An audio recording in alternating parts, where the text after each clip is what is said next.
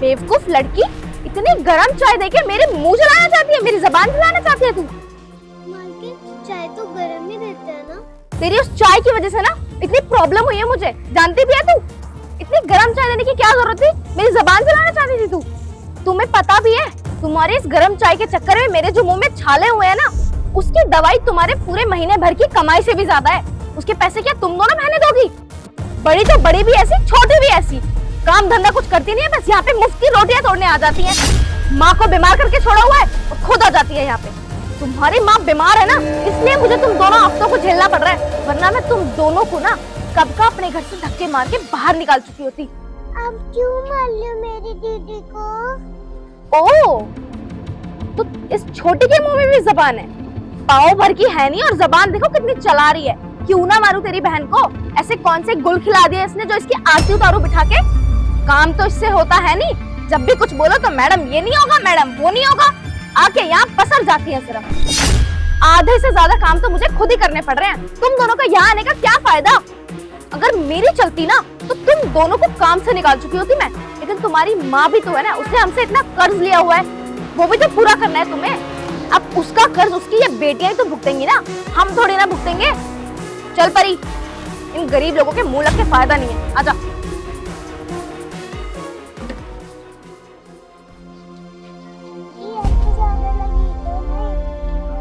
नहीं नहीं, मुझे नहीं लगी, मैं ठीक हूँ।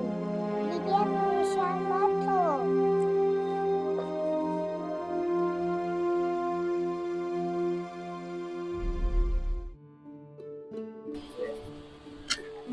मालकिन आपकी चाय।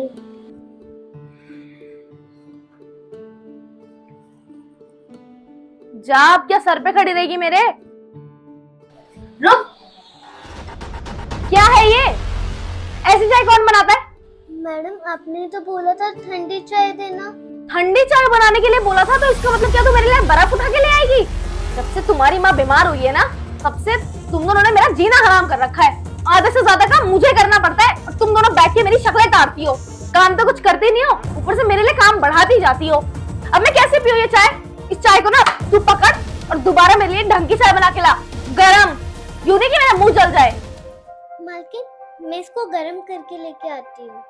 ओह हेलो मैडम, इसको गरम करके लाने की जरूरत नहीं है, मेरे लिए ना एकदम नई चाय बनाएगी तो दूसरी। और इस चाय को तो फेंकेगी नहीं, इसे तू पिएगी। तुझे भी तो पता चले कि क्या बना के लाई तू मेरे लिए। छोड़ प्लेट और पी से, पी से, पी, अरे पी। तुझे भी तो पता चले कि तू मेरे लिए चाय के नाम पे क्या बना के लाई। मेरे लिए ना एकदम फ्रेश चाय बना कर ला, समझी तू? वरना मुझसे बुरा कोई नहीं होगा।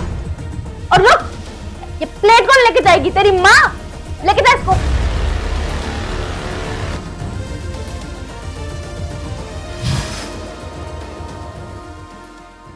मैडम क्या है? मैडम मुझे ना पैसे चाहिए थे। पैसे? तेरी माँ की तबीयत खराब के लिए? कितने पैसे मांगे तेरे डॉक्टर ने? 5000। डॉक्टर ने स्कैन के लिए मांगे हैं पैसे। क्या बोला तूने? 5000 रुपए तेरी माँ के वो स्कैन के लिए? 5000 रुपए कभी एक साथ देखे भी है तुम गरीबों ने? और 5000 रुपए के लिए ना 5000 रुपए जितना काम भी करना जरूरी है। काम धाम तो तुम्हें आता नहीं है, पैसे मांगने आते हैं सिर्फ। तेरी माता ने यहाँ पे काम तो किया है नहीं, उल्टा उधार लिए हुए हैं पैसे हमसे।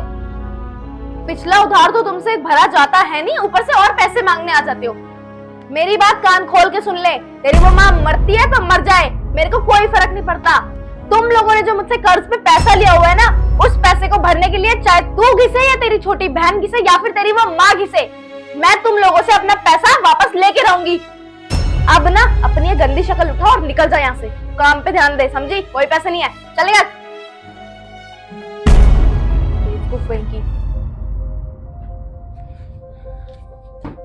हिमांशी, पानी ले आना एक गिलास। ये लो साहब। अरे माही बेटा, तुम यहाँ क्या कर रहे हो? अरे नितिन, कुछ नहीं, इनकी मम्मी की तबीयत खराब थी ना, इसलिए ये बच्ची हमारे घर में काम करने आई है। तो तुम इन दोनों बहनों से काम करवा रही हो? अरे मैं तो मना कर ही रही थी, तुम खुद सोचो, भला इन छोटी नन्ही बच्चियों से कौन काम करा सकते हैं? लेकिन इन बच्चों को ना पैसों की जरूरत थी। इनकी माँ की तबीयत खराब है और इनको कुछ पैसों की भी जरूरत है, तो इस वजह से इनकी माँ ने अपनी वजह इनको काम पे भेजा। पैसों की जरूरत थी तो तुम पैसे दे देती ना, काम कराने की क्या जरूरत थी इनसे? तुम इनकी उम्र तो देखो कितनी छोटी है ये। अरे ऐसे कैसे दे देते नितिन पैसे, और क्यों दे देते? हमारे पास पैसों का पेड़ लगा हुआ है क्या कि झाड़ा और पैसे निकाल के दे दिया इनको? और पहले तुम ये बताओ, शीला आंटी ने पहले भी हमसे 20,000 रुपए कर्ज पे लिए हुए हैं ना, वो कितनी बार वापस करे? नहीं किए ना। ऊपर से अभी इनकी बेटी मेरे पास आके पता क्या कहती कि माँ के अल्ट्रासाउंड के लिए, माँ की स्कैन के लिए मुझे 5,000 रुपए की जरूरत है, इसलिए हम काम कर रहे हैं। मैं तो कहती हूँ उनको फूटी कौड़ी देने की जरूरत नहीं है। इतनी मदद तो हम कर ही सकते हैं। क्या हुआ उन्होंने अगर हमारे पैसे नहीं दिए तो? काम करके चुका ही देंगी वो। अरे क्यों दे दे पैसे? ये लोग कभी पैसे वापस नहीं करते। और काम के अलावा शीला आंटी को हर महीने पैसों की जरूरत पड़ी जाती है। हमेशा 10 या 20,000 रुपए हमसे मांग ही लेती हैं। कभी आज तक वो पैसे वापस किए हैं?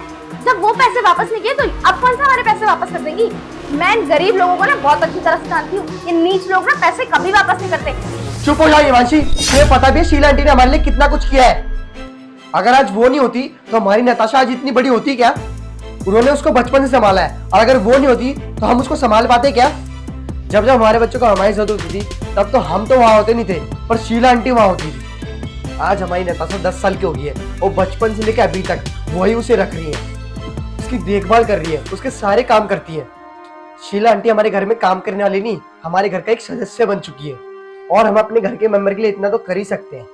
आज अगर उनका इतना बुरा वक्त है तो उनकी बच्चों से काम करवा रही हो, उनके साथ इतना बुरा व्यवहार कर रही हो। तुमसे ये उम्मीद नहीं थी मानसी, और तुम ना मेरी आंखों के सामने से चली जाओ, और जब तक मेरा गुस्सा शांत हो जाता ना तब तक मेरी नजरों में मत आना। माही, जिया, तुम्हें पैसे की जरूरत थी ना, मैं तुम्हारी जरूरत पूरी करूंगा। मैं तुम्हारी माँ का इलाज कराऊंगा। चलो तुम मेरे साथ चलो, आजा।